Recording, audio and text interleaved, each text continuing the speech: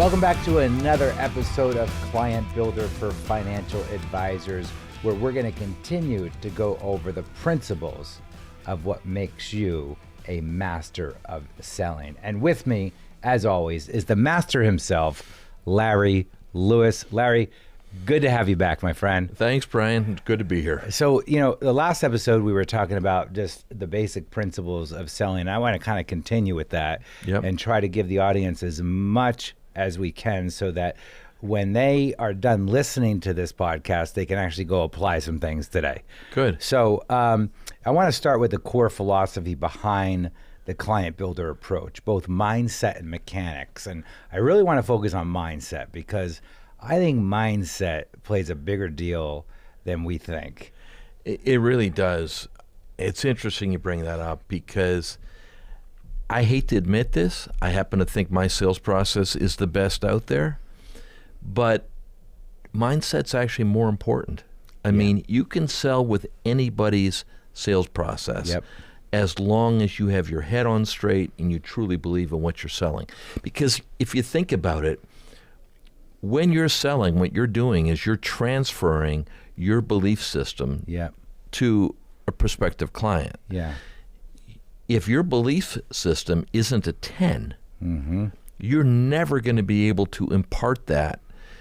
I mean, well, I get that, what you're saying, though, because, when I started in the business very early on, and I was being taught how to make recommendations around mutual funds and stocks, and I was seeing people lose money left and right, that started to go against my own personal belief system. And so when I'm trying to sit in front of somebody and talk to them about repositioning their assets in mutual funds and stocks, knowing that they had no safety built into their portfolio, boy, that was tough for me to relay that message with conviction. Right? Well, think about how you got started. Right. I mean, think about the name of your company, Secure Money Advisors. Right. And I've heard you tell the story of what led you to get involved in this business. I mean, you started your career in the middle of, what was it? The dot-com boom. Yeah. I mean, so here you are being told to go out and sell stocks to people that have just watched 30-40% of their portfolio evaporate. Right. So, and you're selling it to people that were my age. You're selling it to people that are in their late 50s, early 60s, that are nearing retirement. And eventually you lost faith and you had to leave because nobody, unless you're a sociopath, which there are those out there. There are those. But nobody can really sell something that they don't believe in wholeheartedly, because what happens is eventually you look like you're faking it. You look like you're a con man. Okay? And what happened to you is because of that experience in seeing so many of your clients, and I think you should probably share that story for the listening audience. I mean, the fact I share that story a lot because it's so important for people to understand that it's very difficult to make a recommendation when you got one foot in. Right? Because I can remember it was 2000. I had just passed my exam. People were losing money left and right because the dot-com bubble had bursted. Right? People were losing money. And here I am working at this big retail firm, and I don't know what I'm doing. They called me the gopher. That meant, hey, kid, can you go make copies of this? Kid, can you go get a cup of coffee for me? But they also put me on the phones for like the first couple of weeks that I was at this firm. And so I was taking phone calls from people that were not very happy with what was going on with their investments. Because the market was plummeting. It was plummeting. It was plummeting. And I didn't know what to tell these people. And I remember taking a phone call from a guy by the name of Sam. The guy changed my life because I take the phone call and the first thing he says is, I needed to get out of the stock market right now. I can't afford to take another loss. I don't know what to tell this guy. Look, I just passed my financial exam. That doesn't mean you actually know what you're doing yet, right? That's like a medical student passing their medical exams. they're not going to go and perform heart surgery right away. There's a time period that they have to put in before they're able to do that. And I remember this call vividly because this gentleman was so upset that he had lost this money. Yeah. And so, not knowing what to say, the first question I asked him was, "Who's your financial advisor?" He said, "It's Kevin." And so I go to Kevin's office and I said, "Look, you've got a client on the phone and he's very upset and he wants to liquidate all of his shares and go to cash. Are you okay if I place the trades?" And he looks at me and he goes, "Brian, I know you're new here, but here's what you got to understand. In the stock business, we don't sell. So I'm going to teach you something very early on in your career. I want you to get back on the phone with the client, and I want you, with absolute conviction, to let this gentleman know that everything is going to be fine, that it's just a paper loss." Now, that was the first time that I had ever heard that phrase, "it's just a paper loss." So the first thing I think is, what the heck does that even mean, right? And then he tells me, also remind the guy that he's in it for the long haul. Okay, I've heard that one before.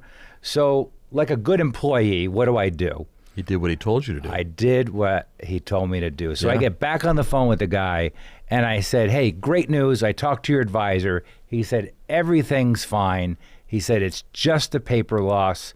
He said, "Just hang in there. You're in it for the long haul." And what he said to me next is why I do the type of planning that I do today. What did he say?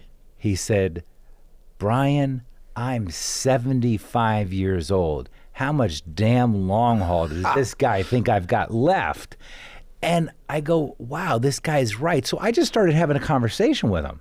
And I said, "Can I ask, when you decided to invest this money with our firm, what was your main priority with this money?"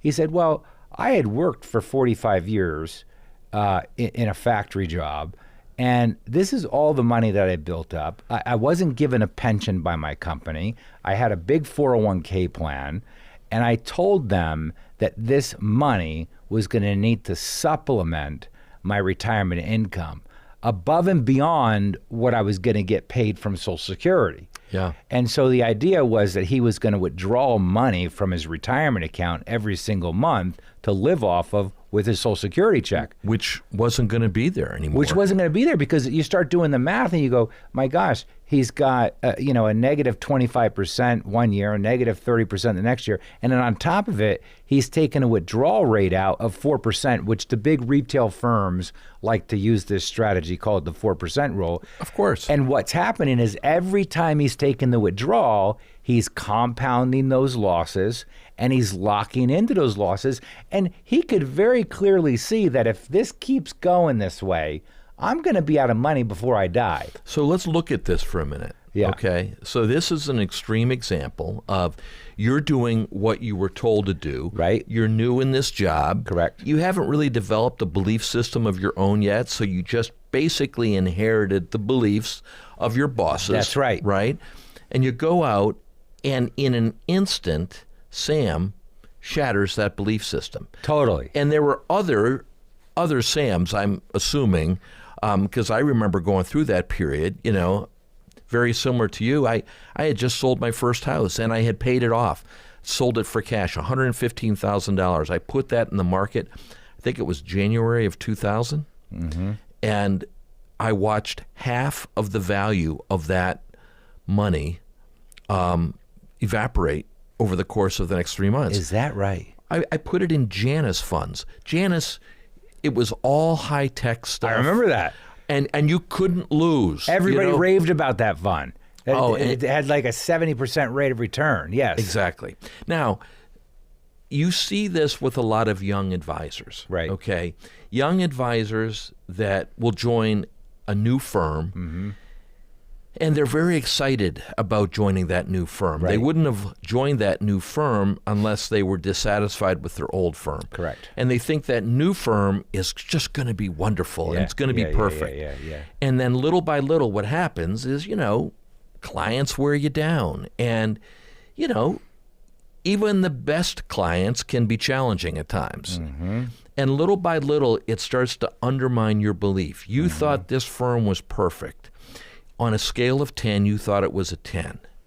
And then after a year or so, all of a sudden, what you find is that you don't think your firm is a 10 anymore. On a scale of 1 to 10, it's better than most, but it's more like a 6. Yeah. What's happened is your belief system has now just drifted down into what I call the commodity zone. Yeah, and now you have this conflict inside of you. Conflict, and here's what happens. When the client starts asking, say, for a lower fee or a discount, right, you feel obliged to give them that, right, because you don't believe that the firm you're working for is worth the fee that they charge. That's right. And it becomes kind of this slippery slope.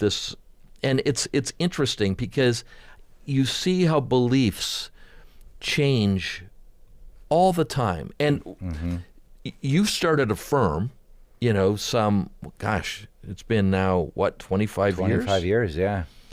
You started a firm that would focus on giving people safety with their investments. Right. Because of that really bad experience you went through in 2000, 2001.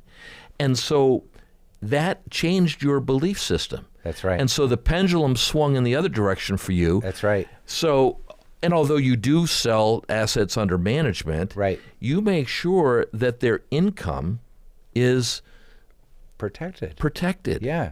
And so what I find fascinating... And I got ridiculed for starting to think that way. Because... By who? By the firm.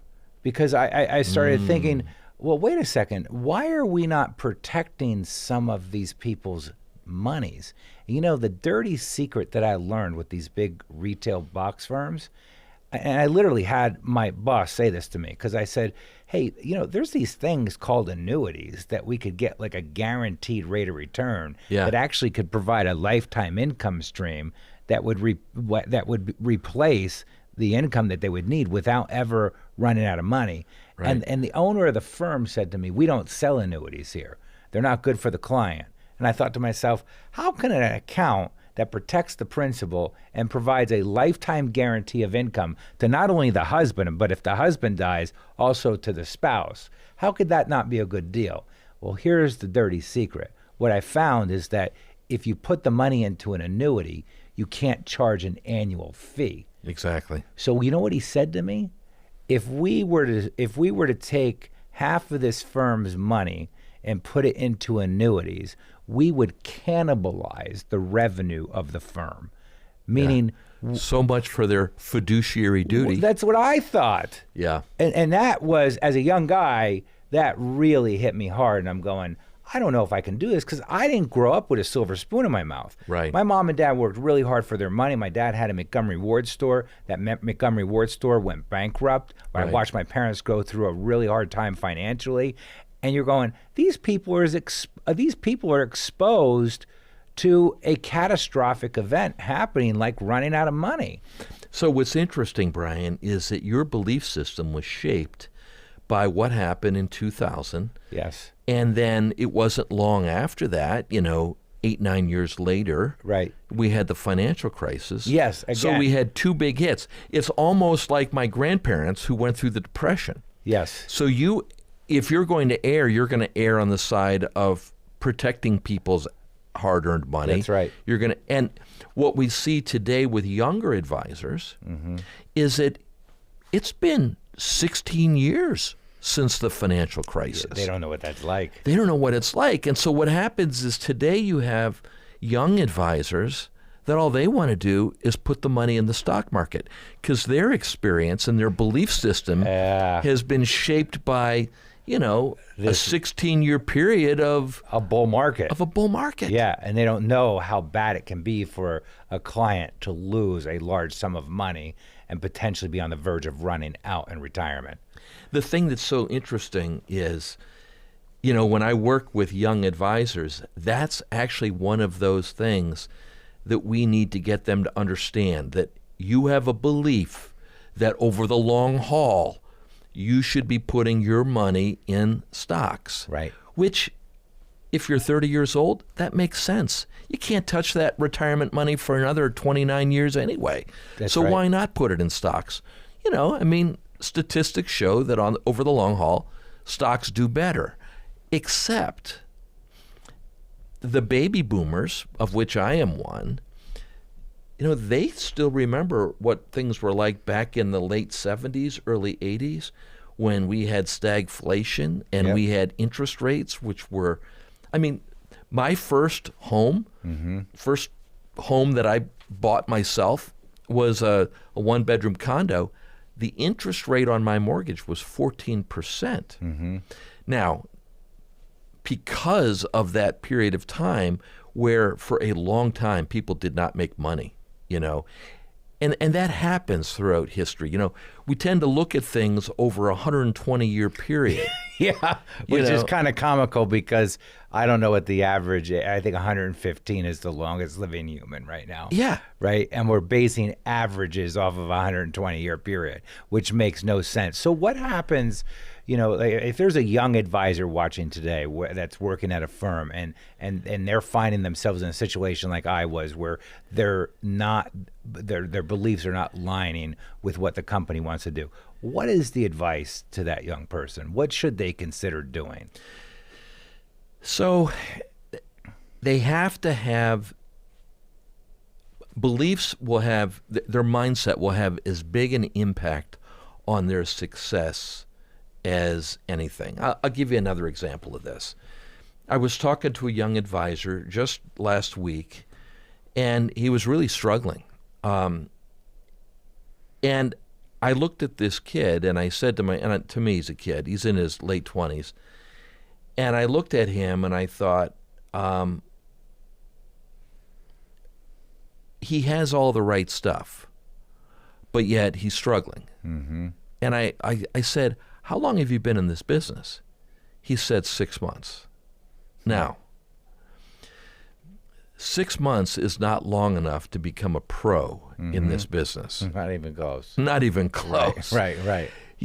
And I look back on my first 6 months as a sales trainer, and oh my God, the mindset that we need to have in order to be effective is a mindset of, I'm financially independent and I don't need this business.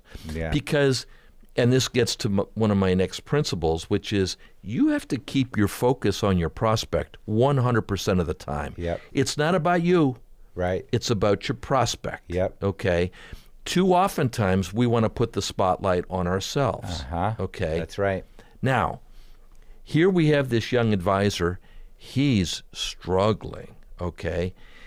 And he's becoming desperate. Okay. And so instead of asking good questions, he wants to jump ahead in the sales process and he wants to present. He wants to present prematurely because he thinks if I can show this guy how smart I am, if I can show him how I can fix his problems, I'm going to get his business. But what happens is he hasn't taken the time to develop the pain to make this prospect feel like you really care about me. And you can really solve my problem. And you can really solve my problems. And these problems are compelling enough for me to need to do something about it now. And so prematurely going into presentation mode, you're basically skipping a big step because you have no pain to even present on. Right? So you're just going to present and it's just going to sound like a bunch of words. It's going to sound like a pitch. It's going to sound like a pitch. And again, what that does is it now conjures up that stereotype that we talked about in our last episode, makes you look like everybody else. There's no differentiation. And these people don't see a reason to change. They either continue doing it themselves or they stay with their existing advisor.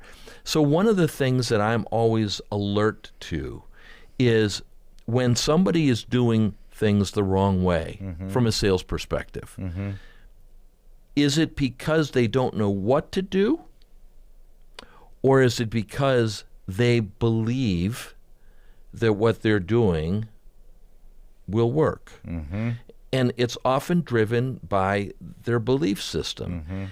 And one of the things that we have to undo when we're dealing with young advisors is they always have mom and dad's voice in the back of their head. And if you think about it, I know where you're going with this, Brian. You have two little boys. Come on, Braden, show mommy what you learned today. Come on, Maddox. Come on, show mommy. Isn't that the truth? Yeah. Does that carry with you through adulthood? Yes. Well, okay. Maddox is how old right now? 5. So what's Maddox doing? Is he starting to take gymnastics, or is he starting to do any sports? Yeah, or just even learning how to ride a bike or a scooter or... Exactly. Yeah. So what happens is he's able to ride the scooter farther than he ever did before. Dad, come here. I want to show you this. Yeah. And what do you say, Bri, when Maddox shows this to you? Buddy, good job. I'm so impressed. And so it begins. Okay. Now, he's going to be going to kindergarten. If he hasn't been going already, he will be very soon, or first grade. What's that thing that teachers make the kids do at the start of the school year when they have to stand in front of the room and talk about their summer vacation? Is it show and tell? Show and tell. And what happens at the end of show and tell? What's the teacher do? Great job, Maddox. Great job. And the conditioning begins. No kidding. Right? Yeah. And so from that point forward, when a teacher poses a question to the class and you raise your hand, I know, you're always getting rewarded for having the right answers. Right. Okay. So there's this little voice in the back of your head. It's typically mom or dad. And so when you learn something new, you've just gotten your CFP, or you've just come out of college and, you have a degree in personal finance, or, you've taken your Series 6 exams and you have all this newfound knowledge, you want to show it off. Yes. And what happens is you will sit down with a prospect and they will start talking about some of the concerns they have regarding their retirement plan. You'll look at where their money is invested and you'll say, I can appreciate that. Those problems are legit. And here comes mom or dad's voice. Show them, sweetie. Show them. Show them how smart you are. Show them what you can do for them. Yeah. And they leap into doing a presentation. And what's happened is the prospect hasn't even come to terms with the fact that they have a problem that's worth fixing. Fascinating. And we've got to slow it down because we've got to allow the prospect to catch up. Right. And what's funny is, I tell people this, because that conditioning, it really never goes away. I mean, if you have good parents, and a lot of us did, they were always our biggest cheerleaders. Right. And I tell people, this is the one time in your life where it's okay to tell mom or dad to shut up. Yes. Okay? When you hear that voice, it's counterproductive. Yes. It's going to make you do things too soon. So just say to mom, shut up, mom. It's so Not true. now. I just built this hobby shed. I like flying RC planes, right? Yeah. And so I built this hobby shed where I organized my whole shed with all my RC stuff. The first thing I did to my wife, Katie, come here. You got to see this. I want to show you this. And she comes out and she says, oh, honey, it looks so beautiful. Exactly. And we all need that in our life. Right. Okay. Yeah. We all need that. Right. Because, my God, the last thing you want to do is try and get your emotional needs met from a client. Right. Yeah. Because you will forever be unhappy. Yeah, right. Because clients really only care about themselves. That's right. They don't really care about you. And they really don't care what you, as the advisor, has to say until they know that you care about them. That's a classic line that I think Zig Ziglar popularized it. It's still a truth today. Okay. People don't care what you have to say until they realize how much you care about them. Interesting. And see, we all try to build rapport. Yeah. I got to tell you a funny rapport story. Back in the day, even before your time, and you grew up in New Jersey, so what were you, an Eagles fan? I was a Giants fan. Oh, Giants fan. Yeah. Okay. Yeah, well, in New Jersey, you got a lot of teams to choose from. Yeah, you do. Growing up in Pittsburgh, though, I mean, man, I went through the period. I mean, we dominated the 70s, right? Right. Yeah. So because of that experience, you just kind of assume that everybody's a Pittsburgh Steelers fan, right? So you'd walk into somebody's office, and I've got a sales job, and I'd walk into somebody's office on a Monday morning, and I would open up building rapport by saying something like, "Boy, did you see that game yesterday? Didn't the Steelers look good?" Right? Yeah, right. Which I thought was safe, okay? But that's like selling 101 that they teach you at these big firms anyway. Exactly. And you know what this guy said to me? Hate the NFL. Well, that's a bad start. I'm digging myself out of a hole. Right. Here I am thinking I'm going to come in and have bonding with this guy. Yeah. He was still ticked off when Franco Harris left the Steelers for 1 year to go play with the Seattle Seahawks. Right. And his mindset was that they're a bunch of overpaid crybabies. Anyway, and I'm like, oh, really glad I brought that up. Well, that's not where the real rapport gets created anyway. Mm-hmm. You know how we build rapport? We give people their undivided attention. Mm-hmm. And we get them to talk about the things that are important to them. It's funny, not to get off on a sidetrack here, but we have social media today. Do you ever wonder why Instagram is so popular or Facebook is so popular? Because people get to talk about themselves? Yes. Yeah. And they're not even talking to another human being. They're just throwing it out there into the universe. And it feels good. It feels so good that they get to talk about themselves. Yeah, even though they have no idea how many people it's reaching, the dopamine rush is coming just by the fact that they're talking about themselves. This is why everybody's front stage looks great on social media. Exactly. Because behind the curtain is probably something that doesn't even look close to that. And then all these teenage girls that are on social media get depressed because they say to themselves, how come my life isn't like that? Right. When, these people are putting their greatest hits of their life online. Yeah. But what I want to get at, when I started off as my first principle is that you have to believe in what you sell. What I wanted people to realize is that there are really two sides to selling. Mm-hmm.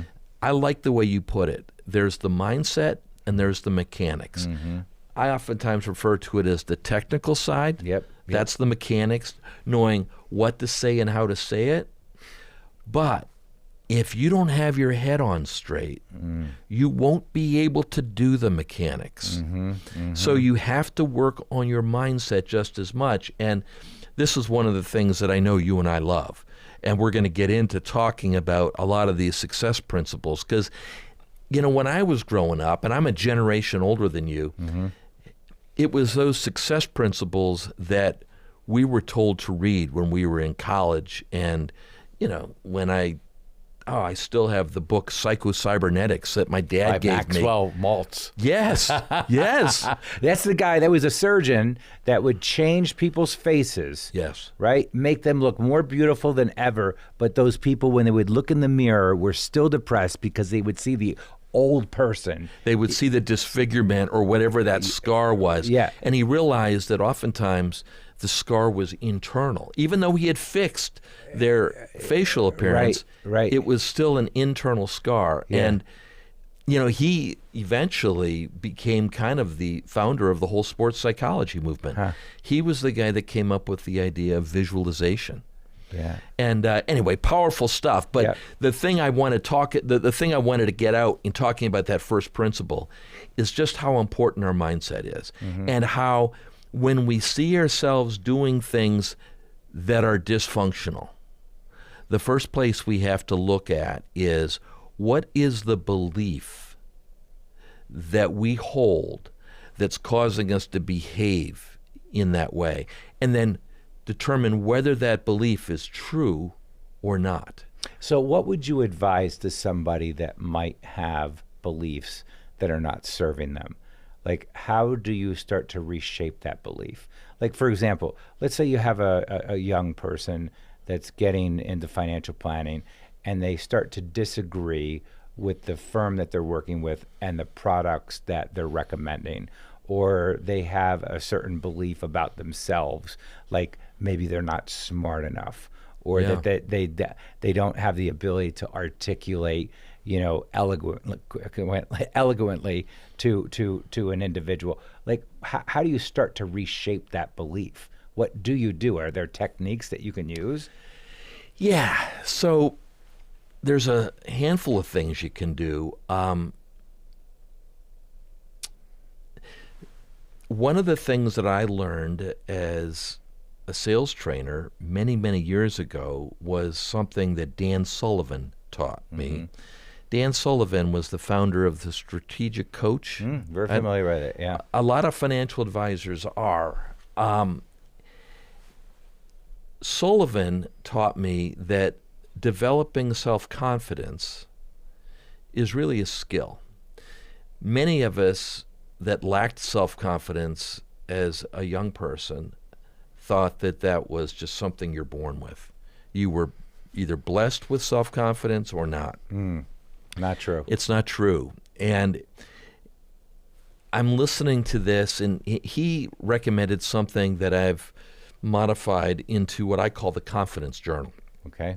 It's a way of keeping track on a daily basis of the things that you've done well. Mm-hmm. And Maxwell Maltz referred to this as the things that you've done well. Yes. Most people focus on all the things they do wrong. Exactly. These are the things I need to fix. Now, a steady diet of reminding yourself of how you've fallen short starts to undermine your self-confidence. Maxwell Maltz referred to this as worrying constructively. Think about what happens when you worry. What is it we're thinking about when we're worrying? Oh, I mean, you could be thinking about anything, right? I don't have enough knowledge about this particular topic. I feel like that I'm not dressed well enough to fit in.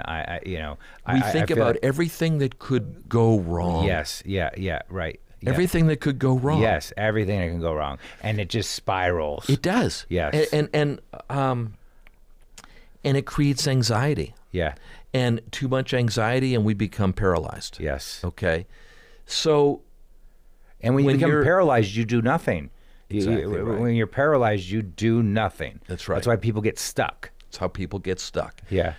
And so Maltz looked at that, and he says, your brain doesn't really know the difference between what's real and what's imaginary. Yeah. And when it comes to self-confidence, there really is no real. It's all something that is created up here. So Maltz said, if worrying creates anxiety, panic, and paralysis, why don't we worry constructively? Why don't we think not about everything that could go wrong? Why don't we fixate on all of the things that could go right? Right, because your brain, you have a choice.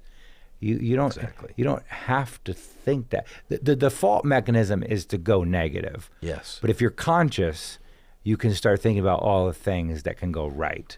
Exactly. Yeah. And so what happens is, and this was the genesis of the whole idea of visualization. Okay. Let's visualize that appointment, that seminar, whatever you're nervous about, let's envision it going perfectly. Yes, right. Going well. Right. You know, if you think back, do you remember when they were trying to break, this was the steroid era, when we had Mark McGuire, Sammy Sosa, and Barry Bonds trying all to break trying the to records. Yeah. And of course, nobody talks about it anymore because it was, controversial. Controversial because they were all on steroids. And but if you've ever watched Mark McGuire standing in the batter's box, he was standing there, and he had his eyes closed. And I wanted to, why has he got his eyes closed? He's envisioning himself hitting a home run. Now you can't practice hitting home runs. You can't. Right. I mean, yeah, you can do it, but you got a pitching coach. Right. A pitching coach is a guy who's throwing, meatballs at you so that you can hit him out of the park. So what he had to do is he had to envision this pitcher that didn't want to give up a homework, throwing his best fastball, throwing his toughest curveball, and he's envisioning himself hitting that thing. And what he's doing is he's worrying constructively so that now he feels like he can do it. He feels empowered. There's a video that's in my learning management system, which I love. And it's the interview that Curtis Strange did with Tiger Woods back when Tiger Woods was a teenager. Yeah. And he was playing in his first Masters. And Curtis Strange said to Tiger Woods, so what would be a good outcome for you? And he goes, a win would be nice. Right. And Curtis Strange mocked him, said, you know, are you kidding me? You know, you're playing in your first Masters and you think you're going to win? And he said, well, I mean, yeah, I always go into a match thinking I can win. I mean, first is wonderful, but second and third kind of sucks. Right. And Curtis Strange, you know, mocked him and said, well, what you're going to find out is that, you know, just placing in the top 10 is pretty good sometimes. Right. And Tiger goes, well, maybe. I like to win. Now, here's a kid who was naive, okay? He had a belief system that he could win the Masters, okay? What do you think's going to happen if he goes into his first Masters thinking the best I can do would be, you know, to make it to the final round? You can never do better than what your belief system allows. It won't allow you. It won't happen. Right. Now, just because you believe something doesn't mean that you're going to win. Right. But you get closer to the target. But you're going to get far closer. And you go in with a mindset that is at least going to enable. Now, the thing I love about Tiger is that he's always had that mindset. Yes. Now, throughout his entire career, the other thing I love about him is he's continued to work on the mechanics of his game, the mechanics of his swing, his putting game. He's always worked on that. He's always had coaches. That's really critical. But the point here is that if we don't have that belief system going in, all the mechanics in the world aren't going to matter because we won't allow those mechanics to give the results that we're hoping for. So let me go back to your original question. What do you do with a young advisor? Do you ever notice when you have a boxer, or maybe today we should talk about mixed martial arts? I mean, we're both fans of Dana White. Does the coach for an MMA fighter put him in the ring with the absolute best opponent right out of the gate? Not typically. No, what does he do? Yeah.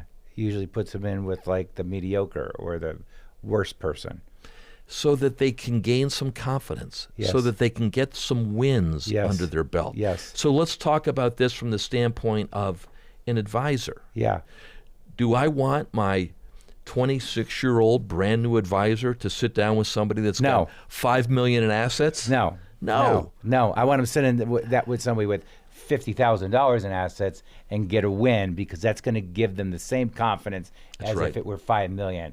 And this is the stuff that I want to continue on our next episode, because one of the things I want people to get access to is your learning university, which is outstanding. But one of the things that we're talking about here is the fact that all of these techniques that are in the university, all of those techniques are great.